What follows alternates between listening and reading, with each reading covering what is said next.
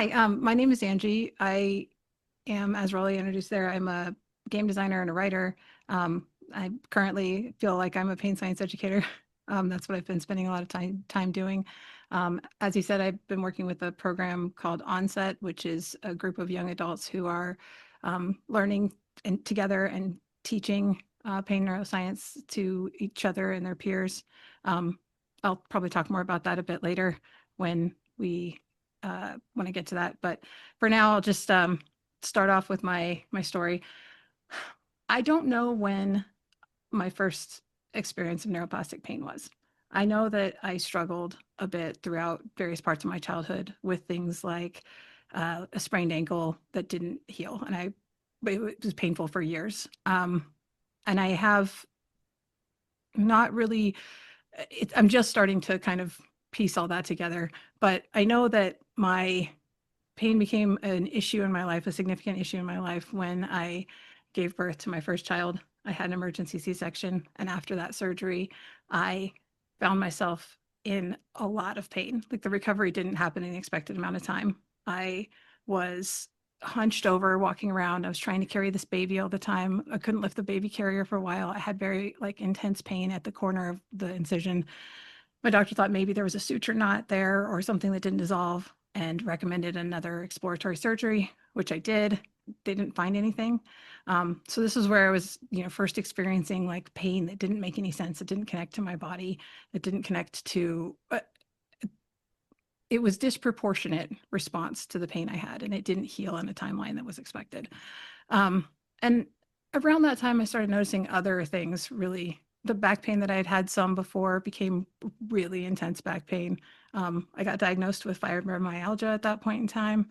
And some of these things made sense. I've been kind of struggling here and there, but ultimately, it was really stuck on the idea that this pain was a disproportionate response to what had happened in my body, and I didn't understand why. And I tried a lot of different treatments for that, did physical therapy. I did all kinds of things, but didn't really have a lot of success until I got pregnant again and had a new baby. And at some point, somehow it resolved in that. It dramatically lessened. Um, and that was okay for the next maybe 2 years. And at that point, I received two head injuries back to back, unfortunate set of circumstances, one day, and then the next I got hit in the head. Um, and it was brutal. I had a migraine at that point for 2 years solid. I just was completely out. I went to every doctor that I could do, every neurologist. They did MRIs and CAT scans. And basically, the end result of all that was they called it they used to call it post-concussive syndrome. I think it's now called persistent post-concussive. But at that time, I was just completely overwhelmed. I was trying to raise two little kids. I was trying to, I had just gotten my master's in education and I was trying to teach. I had started a doctoral program, and all of these things were such an intense pressure for me that I just kind of folded in. One of the doctors that I saw suggested that I was permanently disabled from this, that it wouldn't get better. And then another doctor said it. And then I went to OHSU and they told me there that I needed to start working on acceptance therapy because my condition was permanent. I would not ever be able to work again, which was really, really hard for me at 31 years old. After doing everything that I had gone through, to be told that I had these two little kids and I was at a point in my life where like I wouldn't be able to do anything. It was crushing. And so during that period of time, I had been looking for different answers, and I had seen the post-concussive syndrome as the term tossed out there. And this is where things got interesting for me. Is I found a blog post by a game designer that I had a lot of respect for, and she had also experienced post-concussive, persistent post-concussive, and she had written this blog post that I feel like really dramatically changed my life.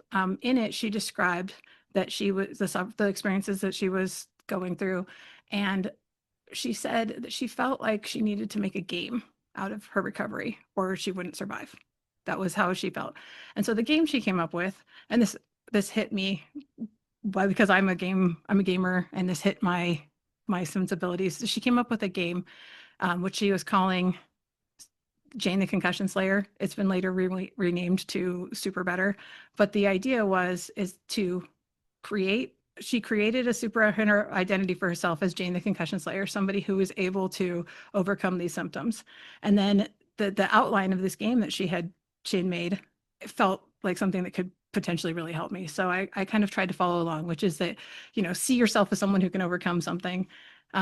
Identify your bad guys, the things that cause you the triggers basically, and then also find your allies and recruit your allies to help you when you're having a rough time. And it was just a really simple premise at the time. It's been since developed into a much larger program. It's been tested by the CDC and with the in the military, and then now been released to the public as an app that's called Super Better. I don't know how much that relates to the way that I started it or what Super Better is doing now. There's been a book about it too. But for me, just latching onto that concept of myself as somebody who is capable of overcoming this pain, and that what I needed to do, there was these steps, identify bad guys, recruit allies, create an epic win, something that would be something I could work towards that would be really feel like a big accomplishment. And so I reached out to friends, and one of my friends I reached out to is somebody that I'd worked with doing game design before. We'd done various things together.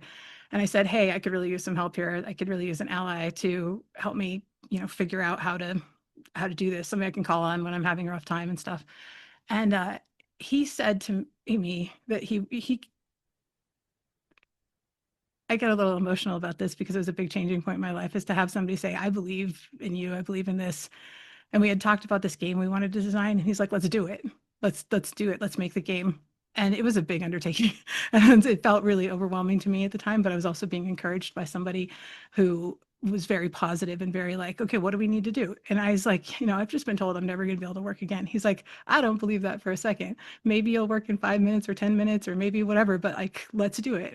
And I felt simultaneously like somebody was offering to jump on the sinking ship with me, but also like I was getting a lifeboat. Like, same time, like, I don't know, it was a really significant piece of my recovery, because at that point it wasn't the same as what Jane did where she was a concussion slayer, but I was like, oh, I'm a game designer and I'm going to do this. I can design a game. I can do something that makes people feel good, that is fun and exciting. And I did. We worked on it together for years. It was years. But we got a publisher right away who was interested in making the game. So we had some success and we had these steps along the way.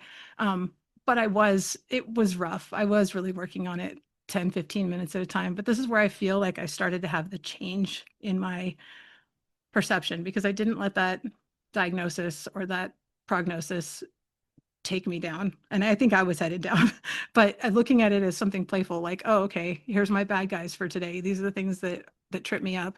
Here's the things I can do to power up. Here's the things that make me feel good. And that was the basis, I think, for the rest of what I did is for recovery, was to just have that idea, kind of a gameful attitude, a gameful idea towards it, and to be curious, to asking questions like, what does make me feel better? What are the things that get in my way? I think that was the initial piece of it. And I didn't understand how neuroplastic science worked or any of that yet, but I was latching onto these initial concepts that have become so important in my life. So I did that. We set the goal, and the game that we made, we ended up publishing. It was like 6 books, 700 cards with stories on them, an entire giant world. It was a huge thing. It came out being so much bigger than I could have ever dreamed. It was like our epic win. And it wasn't sitting at a desk 8 hours a day typing. And there were times where I wasn't able to do anything at all. And my friend did so much of the work. We kind of, it was an incredible journey, and it was really challenging. So once we got to that point where I had achieved significant success, as that was happening, I simultaneously was exploring all of these different medical treatments and stuff, and I started finding relief from my migraine. My migraine went significantly down during that point due to a lot of different aspects, seeing some success, some medical things that I did. I don't really want to get into all that because it'd be a whole different talk, but I did explore every kind of possibility I could get into, actually acupuncture to IV infusions to all kinds of stuff. And I think that some of those things did help some of my symptoms, but I still wasn't finding this, like, there was a piece, because every time a symptom would go away, something else would come up. And now I'm dealing with tendonitis in my hands or my arms, or now I'm dealing with my back pain and I can't get up for 3 days. And, so my migraine went down it was about 2 years. I had a surgery at that point in time, unrelated to that. And when I woke up from surgery, I didn't have a headache. And so that was a really mind blowing experience for me. And I asked my doctor, I was like, can I just go under anesthesia periodically so that I don't have to have a headache all the time? And he's like, well, no, but we can do some soft reset type things. And that's what the infusions and stuff were for, is it helped get a chance for my brain to rest, which I think is another big piece, is learning that rest is an active thing you can do to help yourself. So I did that. During this time, one of the things that came out was and maybe it was because of the hits on the back of my head, or maybe it was whatever. At the time, I definitely believed it was from being hit in the head, but I started experiencing really painful sensations in my neck and in my arm. I eventually got the diagnosis of complex regional pain syndrome. I don't know if anyone's ever heard of that, but if you look it up, it's like, this is the most painful condition you can get. It's a very like dramatic uh, sort of symptoms. And it is very, I've seen people who struggle with this other than myself, and it is a really significant challenge because it involves your sympathetic nervous system reacting to disproportionately to symptoms. And this was another thing that kind of pinged for me, is because I was seeing something like, I was wearing an uncomfortable watch one day and my entire arm turned bright red and then purple, swelled up. It was 5 degrees hotter than everything else. Like, I was seeing my physical therapist, and she was like measuring the temperature of my skin, and it was like this arm was 5 degrees hotter than the other. Um, and it was a sympathetic nervous system response. And that's what complex regional pain syndrome is it's something that persists for a long time, for people, and has this very strong reaction to stimulus. I guess that's the best way I can explain it right now. But that started getting me to question, like, what's making this happen? Why is this happening? Why am I experiencing all these different pains? And why does this one in particular turn my entire arm purple periodically for no apparent reason that I can understand? So that really kind of pushed me again into wondering, curious, what's happening here. So I was doing PT for that, and physical therapy was really helpful for me. I think I started doing physical therapy for my back. I did it for my arm. I did it for my shoulder. I had all of these different pain issues, which at the time I thought each of them had a very solid reason for. Oh, overuse of my arm from playing guitar and video games. Oh, my shoulder, well, I fell, so I have a torn rotator cuff. Okay, well, I fell again, so I have two torn rotator cuffs. I went through this whole system of going to PT again and again. And I landed with a physical therapist who would spend a lot of time asking questions, would spend a lot of time asking me questions about what was going on in my life and how I was feeling and stuff, which was great. I was like, oh, cool, you're cool. Let's chat. But it's easier to talk to somebody when I'm doing my exercises than not. But I started to notice a pattern of things that she was asking me about, which was triggers for my symptoms, how I was doing in life and how my symptoms were doing. And I had gone through several stages of PT where felt like I was doing better, and then I would stop and I would regress back, and then I would be back doing PT again with the same pain or another one. And finally, I turned to her one day and I was like, okay, but why? Why pain? Like, why is this happening to me? Consistently, I'm working, I'm doing all the work, I'm doing all the physical therapy exercises.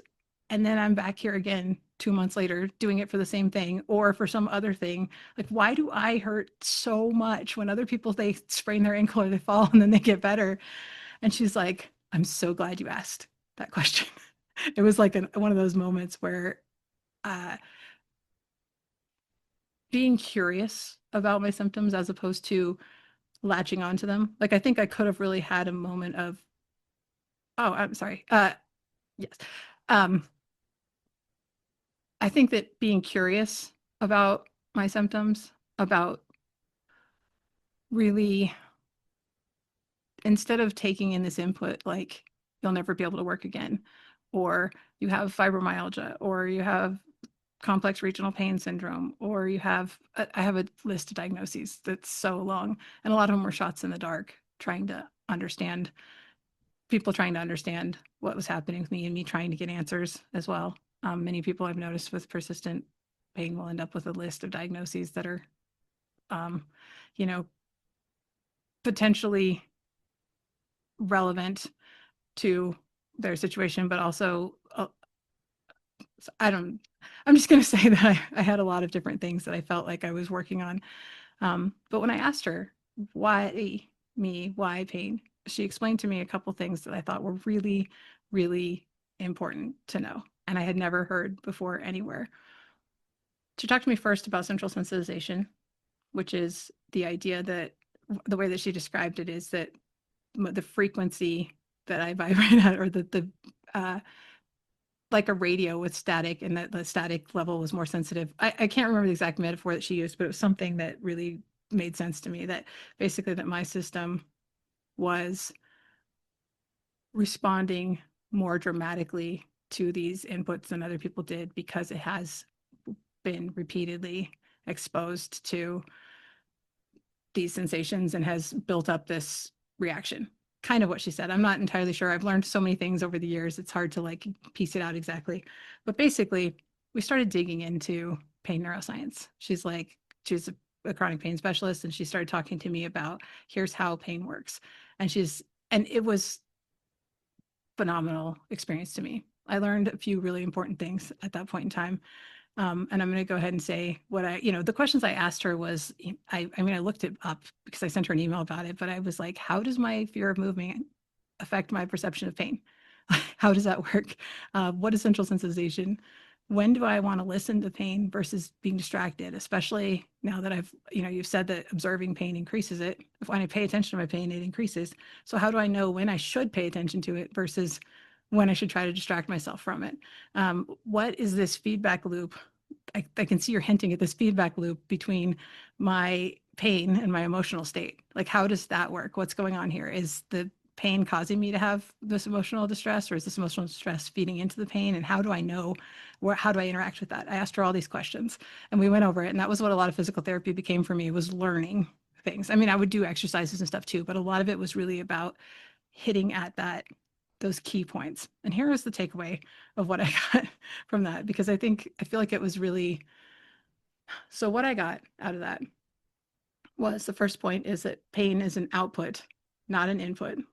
When you touch something like a hot dish or a hot pan, for example, you sense the sensation of hot. It goes up to your brain, which is a danger prediction job, or danger prediction machine. Its job is to keep you safe. So your brain will evaluate that sensation. And this happens so fast. It's beyond our perception, but it happens really quickly. You have the sensation of hot. It goes up to your brain. Your brain uses the information that you've accumulated throughout your life and your experiences. And and it sends back the signal of pain, because it has no other way to communicate with you. Well, it has a few ways, but the most dramatic instant way that it can communicate with you is to give you a pain signal. And then you remove your hand, and you do not get tissue damage. Hopefully it happens and you react in a quick way, or whatever, where you can remove it and not have a burn on your fingers. And then usually the sensation of pain will stop right away. If you just touch something hot and you go, ouch, and you move your hand back, and then sometimes you get burned, but like depending on the reaction speed there and stuff. And that's a protective measure that your brain does. It's really good at protecting you from things. For example, if you fall down and break your leg, then it is not beneficial for you to be walking around on it. You experience pain as part of a recovery process so that you can let that heal. It's not helpful when it persists past the healing point, but up to that point is a very helpful protective measure that your brain is doing. And these sensations are real. They're 100% the same perception of pain that everyone has. All of your experiences of pain originate from your brain, because just like you see things and that's where you experience vision or hearing, that's how pain is outputted from your brain. It's what I learned. So I'm just going through that. So your pain's protective. I learned at that point too that your pain is predictive. So when I talked about the hot thing and saying ouch, sometimes it's not actually painful. It's just ouch. Or if you bump into something and you're like, ouch, and then you realize you didn't actually hurt yourself and then it stops. That's a really predictive response. And then also that it was selective, that your brain can choose not to give you pain, which is an interesting concept for me. But I started, thinking of like, so say you have a broken leg now, you're back to the broken leg, and it's protecting you by giving you pain so that you don't walk on it. And then now all of a sudden a tiger runs out of the woods and is chasing you. And it is, we see this again and again in stories of people doing miraculous things. Their brain turns off pain because it's now not protecting you. The new threat that has been assessed is that you are being chased by a tiger and you need to go. And people will get up and they will run. They will do all kinds of things counter to their pain because it does not seem like the biggest danger at the time. Also, it's selective in that you can have, my arm can be hurting so much. It's so distracting. It's everything. I stub my toe and now all I can think about is my toe. Or I get a toothache and it overrides every other single thing in your brain because it's the decision matrix there is choosing what the biggest threat is at the time. So that was the thing, is that pain's an output, that it's protective, it's predictive, and it's selective. And those concepts were really, again, I go back to this curiosity. I'm like, well, what do we do about that? Like, how, if I understand that, can I can't make my brain not give me pain when I stub my toe. And these experiences is not at all to say that pain is in your head. It is 100% a legitimate experience of it, but I was getting that experience more often than was helpful to me. That's how I felt. That's how I started trying to see it. Is this is super real pain? I know it because I'm feeling it, but it's also not super helpful in this moment. So how can I interact with that? That was my first real experience of like, what is neuroplastic pain? And neuroplastic pain means that you can rewire that pain to be able to experience less or no sensations. So at that point, I'm really curious. What do I do with this information? Now I understand that my pain is happening, at least some part, by actions that my brain is deciding. So what do I do? And the plan that we came up with, the pieces that I learned at this point was that to decrease my symptoms. So if I have maybe use the treatments I have available, maybe a heating pad, or if there's medication, or if there's patch, I have a lidocaine patch that was really helpful. So various, whatever the things you have that you would do that can help decrease your symptoms. Calm your central nervous system.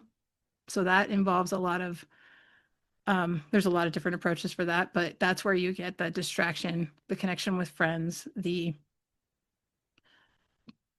things that make you feel better, reduce that fight or flight response that you feel when you're in pain. And then the third piece was to increase or encourage movement, because I've heard this phrase a lot, which is kind of a funny one, but motion is lotion. This is what I've heard it said. But the idea that our bodies are meant to move, they're not meant to sit still. But when we have pain and our brain's feeling really protective, our instinct is to be like, I'm not going to move this. I'm going to hold it real still. And I'm going to be real careful of it. I'm going to be real protective. And I started seeing things too, like fear-based responses. Like when you're asked to do something, I started noticing it myself. They would say, okay, can you do this? And I would, with my shoulder, and I would be like, brace myself for this pain that was inevitably coming. And no surprise, it did. It would come and it would stop. But as I started working with this, I started to recognize that my expectations often interacted with my pain in a way that was really predictable. Um, and I also started seeing the connections between my mood or my stressors or whatever. And I started looking into how that works. And from what I understand, your brain is not able to particularly distinguish the threats, the type of threat that is. So physical versus emotional threat will react in the same way. And I started thinking about, I'm a big storyteller, so I started thinking about like the idioms we have about how we talk about emotional pain. We say I was stabbed in the back. My heart was broken. I had a whole bunch of them, they just dropped out of my head. But yep. So, but we talk about emotional pain in a way that is very physically centered, because those experiences for us are really physically centered. We feel emotional distress in a very visceral way. And that is our brain communicating with us in the best way it can, that there is something threatening. There's something to be afraid of. There's something to react to. And your brain can send all kinds of signals besides pain. You can get GI distress, you can get anxiety, you can get your heart rate up, you can be breathing fast. All of these things are ways to basically get your attention and try to distract or try to change the, it's an alarm. I guess that's the best way to say it, is say it's an alarm. So learning all these things and being like, okay, what do I do? Was a really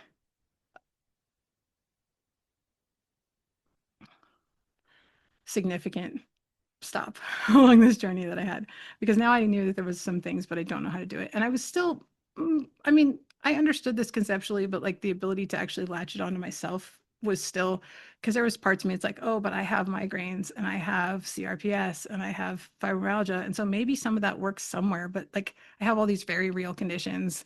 I have tendonitis in my arm. I have a rotator cuff tear. These are all really big injuries that are happening in my body that I'm recovering from. So I'm not entirely sure this applies to my pain, right? So one of the things we started working on was called graded motor imagery. Um, and you may have seen this in media or experienced it somewhere, but they also call it mirror box, where you can look at one of your limbs. So if, say, my right hand is hurting, I can put up a mirror and put my left hand in front of it, and I can look at my hand moving, and it's as if I'm seeing my right hand. My right hand's behind the mirror, but here I'm moving this one, and I'm looking at it, and I'm seeing my right hand moving, and I'm not experiencing the painful sensation I would expect with that. And your brain will override with visual input. It will override a lot of other sensations with visual input. So that's how they use, I don't know if any of you have ever seen the rubber hand trick, where they put the hand out and then they hit it with a hammer, and you say ouch, because it looks, I can't describe exactly how it works, but there's a thing that they do a lot of times. I've seen it at like a demonstration or something, but they'll hit a rubber hand that looks, it's in the place where your hand would be, and then you'll scream in pain because your brain is overriding that that's where my hand should be. So that's what I'm going to experience. So I'm looking in the mirror and I'm seeing my hand move. And it's, usually when I moved, I was having a lot of problems with my thumb, my fingers, my forearm. And usually when I did those movements, it was extremely painful. And I got in front of a mirror with the other hand and I was moving it and watching it. And my brain's like, oh, okay. And this is the moment that I fully was like, okay, I'm locked in because I saw it happen to myself. I sat there and watched this hand sitting there that was throbbing and hurting is sitting there. I watch it move in the mirror and now it doesn't hurt. And that would last for like an hour. So an hour after I was looking in the mirror, my hand just didn't hurt at all. I had no symptoms. And to me, that was a life-changing moment because I saw it in practice. And there's a few steps to graded motor imagery. It doesn't usually start with just the mirror. There's a few things that you do to train your brain ahead of time about laterality and visualizing things. So you can prime your brain to be really successful. I don't know how it would have worked if I'd have just put a mirror in front of me, but I went through a lot of steps of training and to do that. But it was really successful. And I started also thinking about, at the same time, another one of my doctors had given me a subscription to Curable, and I was listening to them. One of the intro things for Curable talks about how the words you use affect your brain. So if you say I'm in pain, then that has such a connotation to it that can increase your pain just in the moment by bringing up the idea of pain. You're like, oh, pain. Yeah, I'm in pain. That sucks. That's really bad. Pain is really bad, and it escalates. But just changing some of the wording, this is what I was hearing, is that changing some of the wording or the way you reference things can have a significant impact too. So instead of saying this hurts, you can say I am experiencing an uncomfortable sensation. And this is a really big key too. That little piece was important to me because I started thinking about, what is the sensation I'm experiencing? Oh, it's tight. Oh, it's spasming. Oh, actually, I'm just feeling like I need to curl up in a ball. Everything hurts. What is this experience that I'm having? Can I break it down into these this sensory, and there's a lot of techniques for this too. It's called somatic tracking, but it's about paying attention to what your symptoms are and really going at it again with a curious attitude.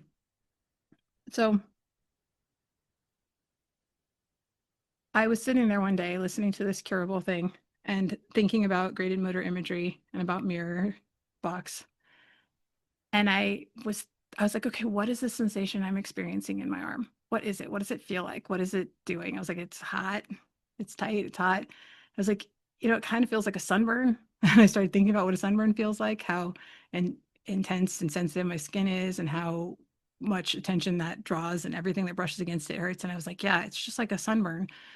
And I really like leaned into that imagery for a moment. And then I opened my eyes and I looked at my arm and I said, but I don't have a sunburn. And the pain stopped. It was just gone because I had sat there and thought about how my arm felt like sunburn. I looked at it and I was like, I don't have a sunburn. Boom. That was not a trick that I was able to repeat a lot of times. I had some success with it there, but that moment, just that moment, was like, whoa, I just turned that off using my brain. I literally looked at my arm and it stopped hurting. And that's when I started to believe, like to truly believe that that there might be something that I could interact with, some way that I could control this that was not what I was doing before. I've got the mirror, I've got this imagery, and I'm like, wow. And so I went to my physical therapist and I said, what about virtual reality? Like, if I'm having this much success seeing my arm moving in a mirror, what would that be like? Do they use virtual reality for PT or for rehab or anything? And she's like, I don't know. Why don't you look at, like, let's look it up. And so I went and I ended up finding online a group, it's called Karuna Labs, and they have a VR program for physical therapy, a chronic pain management program. And they've expanded a lot since then. So a lot of these things I'm talking about, like Super Better and um, the original Karuna program, have evolved a lot since then. But at this point, they had a chronic pain program, and it involved getting a headset sent to you, a VR headset, and then you would meet with a coach once a week who would help talk you through the process. And then they also sent me this curriculum for pain neuroscience education. And I would get little videos on my phone, little couple-minute videos.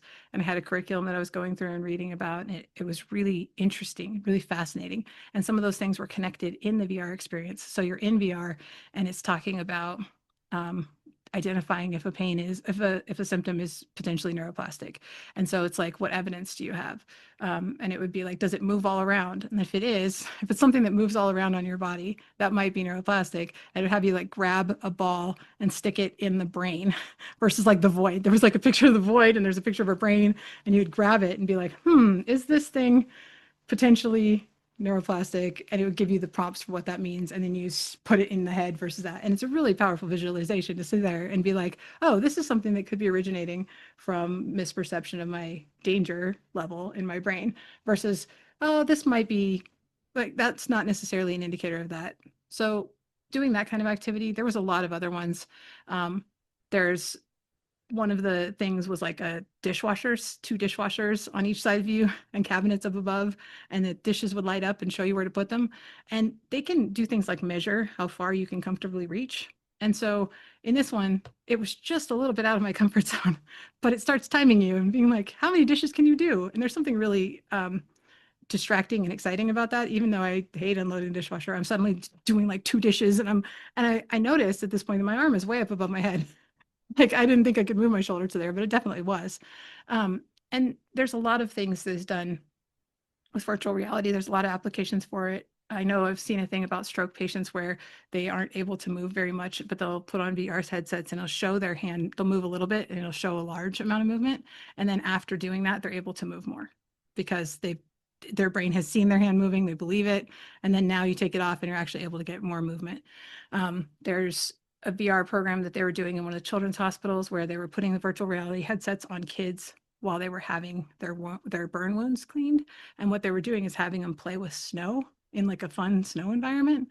And it was more effective than pain medication for stopping their pain. Like, and burn debridement is one of the most painful things that you can do. And these kids are sitting there playing with snow and not having any pain medication, having their wounds cleaned out. So it's a really powerful tool for, and it works on the concept of virtual embodiment. Your embodiment is your sense of yourself in your body and place. So that's your balance and your environment and your environmental cues and stuff. And when you do VR, basically takes this brain and puts it in a virtual environment that is not the same. So one thing I noticed is when I would put on a VR headset, I would suddenly feel better sometimes because I was out of my house. I was out of my chores and responsibilities. I was out of my everything. And I was just in this space that I could be. And you know, you're not looking at your own hands, you're looking at like an avatar or whatever, and you're not experiencing sensations in the same way. And there's a lot of really powerful research showing how powerful that is. A lot of different applications, which I won't go into today because I could talk forever about that.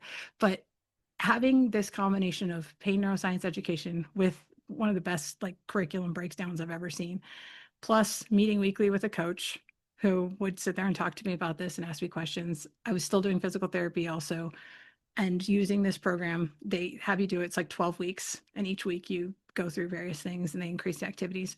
Was really, I was learning everything all the time. The two biggest things I got from that is one of the programs had you grab something with one hand, but you would see the other hand doing it, like the mirror. But it really is amplified because I'm moving this hand and I'm seeing my arm go this way. And when I think about it, one of the things you did is you would throw a ball, and so you would pick it, and you would grab the ball and throw it. And I noticed when I think about this, I always look this way because when I did that, I would see my arm going this way. So I would look in the direction that I think it's going. But even trying to remember it, I always look the other way because of the reversal thing. But that exercise, just that one thing, doing that for 2 minutes, when I had a pain flare up in my hand, I could go put that on, 2 minutes of tossing something and um, watching it happen was, I could go out of VR and have the pain be gone for an hour or 2 hours. I still was challenging. I wasn't having full relief, but I was getting a lot of relief.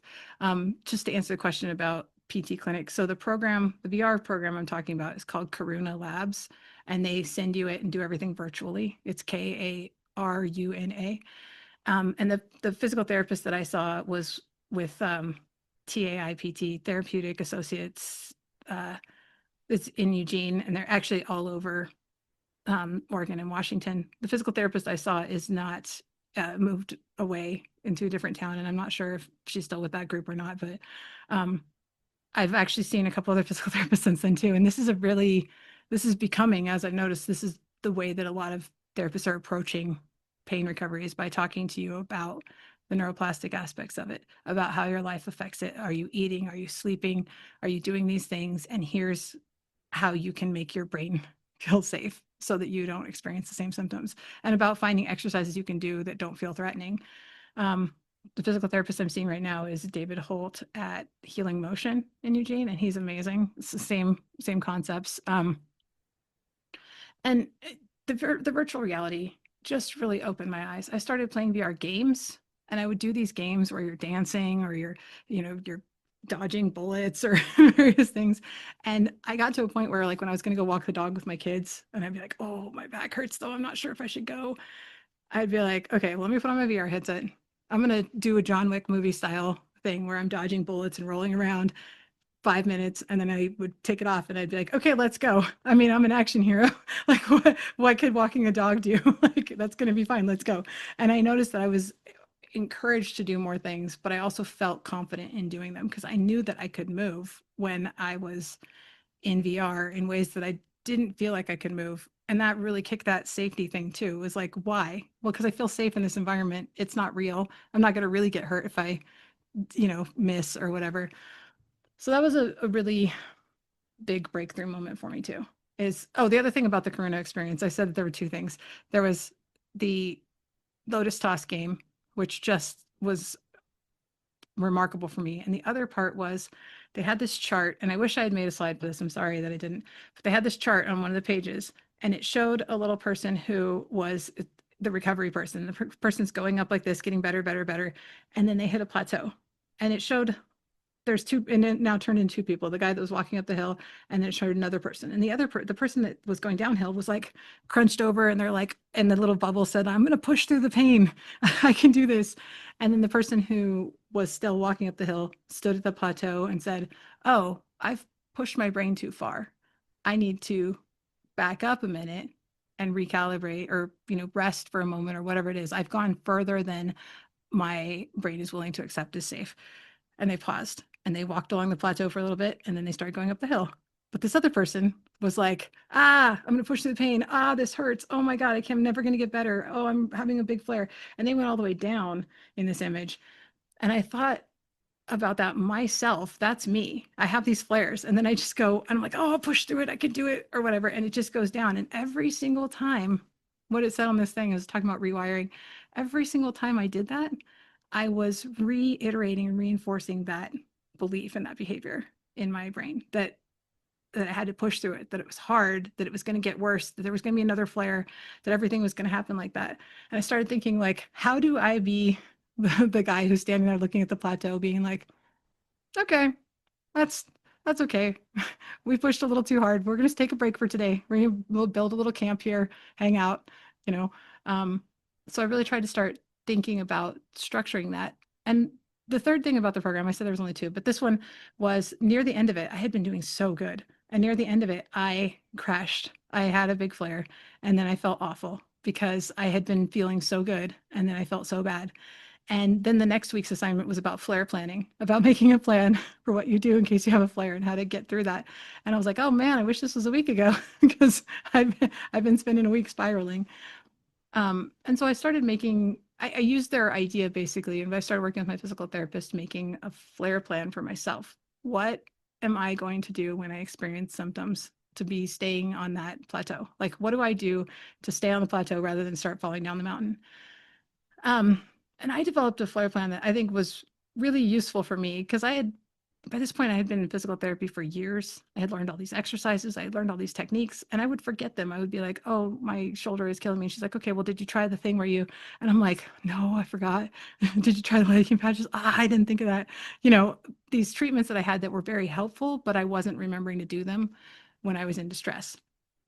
So I started thinking, synthesizing the things that I had been learning, the things I had been experiencing. And I realized that the piece that would really help me was to come up with a plan for when I experienced symptoms. What was I going to do? What treatments did I have for those symptoms? What do I need to do when I experience it?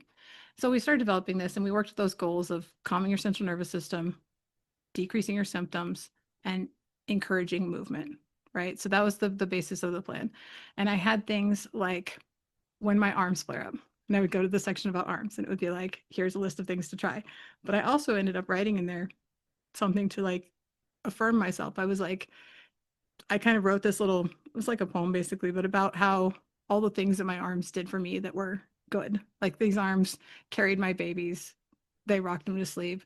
They've, you know, they play guitar, engage in my hobbies, whatever it was. I started thinking about all the things that my arms do for me that are good and powerful and meaningful, even when they're uncomfortable. I can still do these things. I can still hug someone.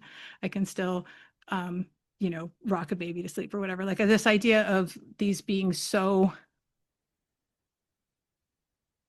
important to recognize like what these pieces of me were doing. Like, because my brain was so protective, but also I'm like, well, some of these things are great, and I want to remember the benefits of this. I love being able to help someone by grabbing something and handing it to them. I'm taller than a lot of people, so in the store, if someone's reaching for something, I like that. It feels good, and it was an easy sensation. And thinking about those things, recognizing what I did have rather than what was wrong with it, like the parts that worked versus broken.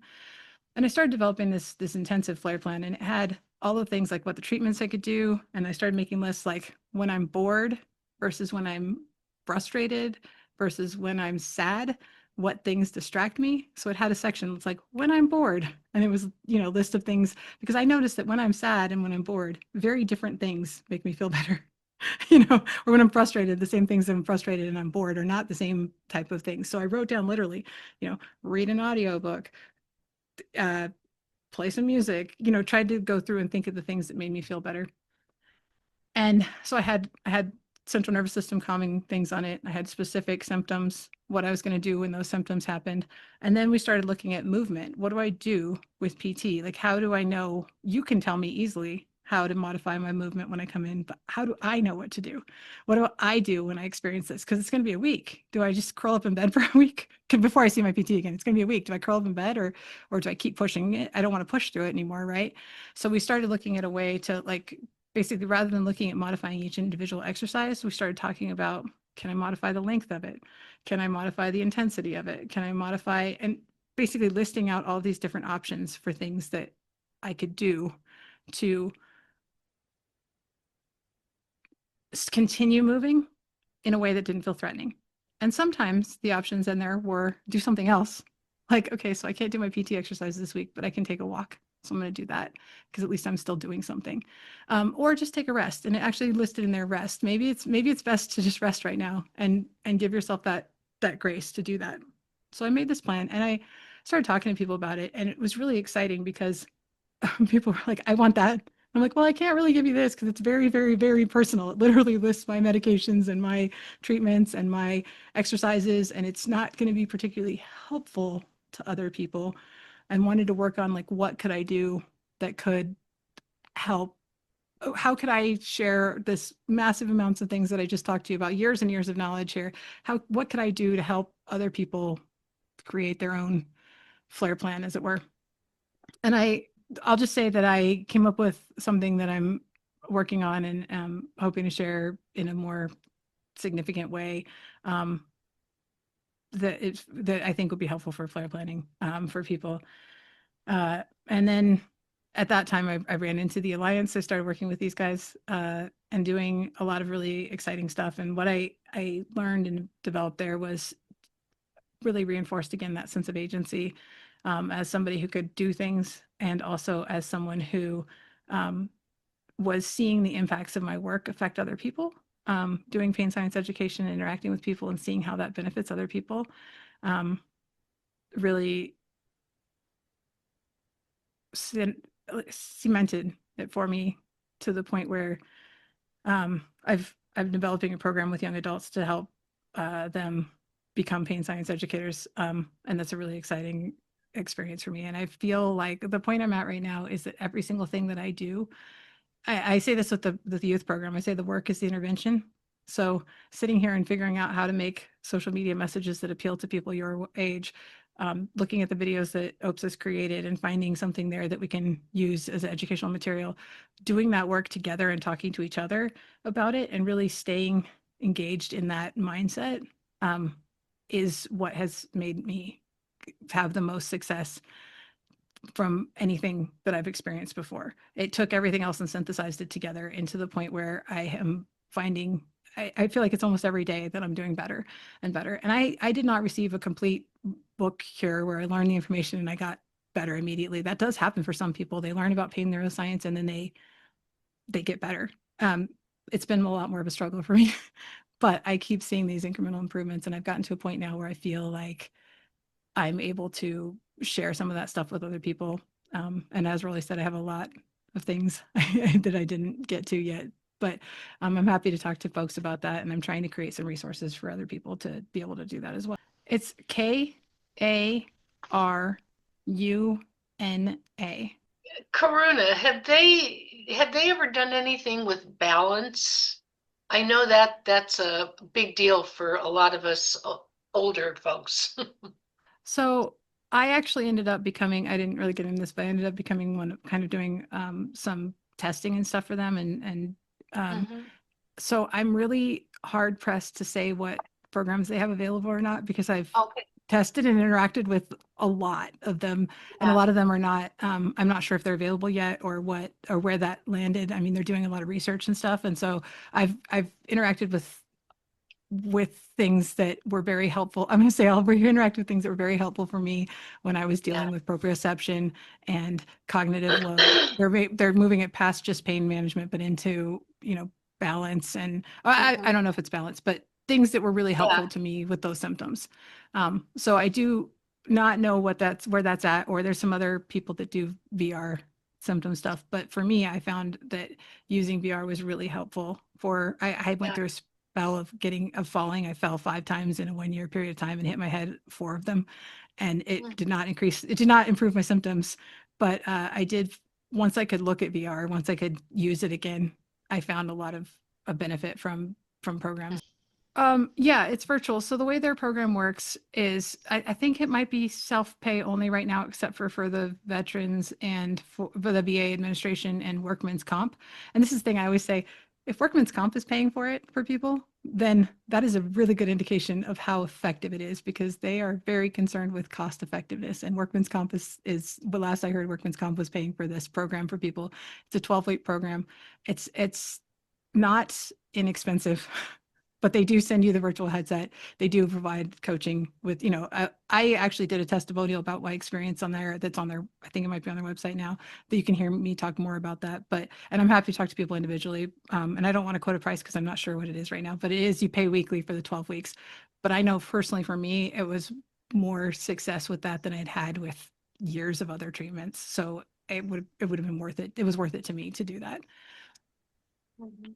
I want to say something really quick about that too. This plan that I've been working on. I've talked to several mental health people about it, including some counselors at my kids' school, who think A, that it could be really helpful for mental health planning, and B, the two of the counselors at my kids' school now have asked me. They're like, "Can you get this stuff put together now? Because I want it right now for the kids for suicide prevention for safety planning." And that to me is a huge Yeah. motivator right now. The idea that it could potentially help some people when they're in crisis. I lost a friend a couple of years ago to suicide because he was not able to see his way through the pain. And that's a huge motivator for me too. And so I am happy, excited to talk to people about flare planning. I'm sorry I didn't get to it today, but maybe we'll make another video about that. But I am really encouraged about, like as Courtney just said, having a good plan. I'll end this here with my little analogy that I talk to people about this with. A lot of times I'll say, imagine that you're in a control room, your brain is a control room and you're observing, a factory floor, for example, and someone comes running in and they're screaming. They're like, fire, fire, and turning on all alarms and switching things around. And the idea behind like flare planning, however, whatever form that takes, is that you, as the scientist who's standing there watching, monitoring everything, instead of freezing, falling under the table, doing whatever, you can go over and pick up your clipboard and be like, hold on. And the first thing on my flare plan is like first aid. Hug a kid, pet my puppy, listen to a favorite song, go outside and get a fresh breath of fresh air, something, right? So you go, you pick up your clipboard, you do your first aid. And in my analogy here, it's you go over to the person that's screaming and you say, hey, buddy, I got you. Let's do this. Let's figure out a solution. And you start turning off the alarms. And then it's asking questions. It's being curious. What's happening? What are the sensations? And in my little story here, say that the guy that came running in, he's screaming fire, but what's really happening is someone's being crushed in the trash compactor and you need to cut the power, not call the fire department. Like the idea being that when you're curious and when you ask these questions about what's actually going on, what are the sensations, what is the issue that I'm responding to right now? Is there anything in my environment or my life that could be contributing to these symptoms? Breaking that down, going through your little checklist of figuring out exactly what that experience is can really open up your eyes and open up your recovery to um, feeling more competent, more capable, and also to find ways to reduce those symptoms. And it's going to be different for everyone personal, but that's kind of where I'm at. And if anyone has any questions or like talk further about that, I'm happy to do so. Right now, one of the great ways to get a hold of me is through our email address, which is OPSA volunteers. So it's OPSA volunteers at gmail.com. That's a great way to connect with me that I'm sure to see it. And then I can respond to you from there and we can, figure out if whatever from there. But that's a great way to get a hold of me. What does OPSA mean? Organ Pain Science Alliance. It's something that matters to me so much on a personal level, not just for myself, but trying to, if there's something that I could do that could help someone else to suffer less symptoms, less experience, then it's kind of what I'm dedicating my time and energy to right now is finding ways that I can do that because it matters. It matters to me, the people that helped me along my way. And also, like I said, I lost a friend because there wasn't, I don't know what, there's always speculation, but I know that pain was one of the biggest issues in his life that he was struggling with. And I want everyone that wants to talk to me. I'm here and I'll tell you what I know, which is, my journey is going to be different than everyone else's, but I'm happy to share the resources that I've accumulated. So